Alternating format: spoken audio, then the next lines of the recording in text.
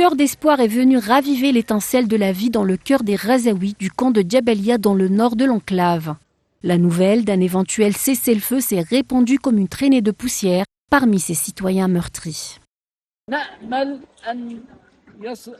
Nous espérons parvenir à une trêve, car dans la bande de Gaza, nous avons de nombreuses tragédies. Les maisons ont été démolies à 70 ou 80%.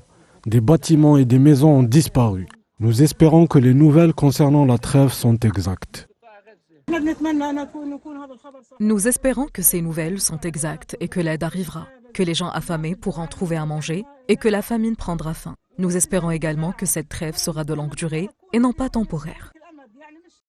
Depuis le début du génocide à Gaza, la population est confrontée à de graves pénuries, notamment des produits alimentaires. Ces pénuries sont encore plus aiguës dans le nord de l'enclave, où les livraisons d'aide sont très rares, voire quasi nulles. Les Razaouis espèrent voir les boulangeries ouvrir en priorité. Nous avons entendu, comme tout le monde, qu'il y aurait un cessez-le-feu, une trêve, ou plutôt une proposition de trêve. Je ne sais pas, et que des boulangeries pourraient à nouveau fonctionner. Honnêtement, nous voulons d'abord que les boulangeries fonctionnent à nouveau. Nous espérons que la trêve sera mise en œuvre rapidement et que les produits de base comme le lait et la farine nous parviendront et qu'ils feront fonctionner les boulangeries si Dieu le veut.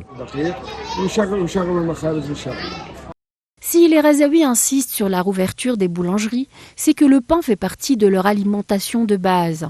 Mais les bombardements sionistes ont détruit la majorité des boulangeries. Les autres ont dû fermer à cause de la pénurie de farine et de blé. Nous sommes propriétaires de la boulangerie Kamel Ajour. Nous avons 5 boulangeries. Cette boulangerie a été bombardée et d'autres boulangeries ont été endommagées. Nous avons 3 boulangeries qui peuvent devenir fonctionnelles.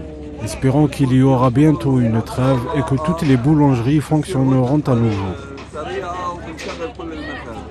D'importantes avancées seraient en cours pour un cessez-le-feu de 40 jours qui serait la première trêve prolongée depuis le début du génocide à Gaza s'il venait à se concrétiser. Dans le cadre de cette proposition de trêve, les hôpitaux et les boulangeries de Gaza seraient remis en activité et 500 camions humanitaires entreraient dans la bande chaque jour, ce qui permettrait aux Razaouis de souffler un peu durant le mois sacré du Ramadan.